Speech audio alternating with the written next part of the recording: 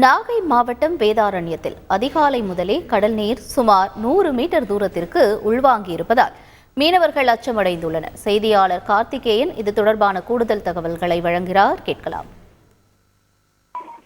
வேதாரண்யத்தில் சன்னதி கடல் சுமார் 100 மீட்டர் தூரம் உள்வாங்கியுள்ளது. நாகை மாவட்டம் வேதாரண்யத்தில் கடந்த 2 நாட்களாக தொடர்ந்து மழை விட்டுவிட்டு பெய்து வந்த நிலையில் இன்று அதிகாலை முதல் மழை ஓய்ந்து பனிப்பொழிவு துவங்கியுள்ளது. வேதாரண்யத்தில் இன்று அதிகாலையில் கடல் சுமார் 100 மீட்டர் தூரம் கடல் நீர் உள்வாங்கி காணப்படுகிறது.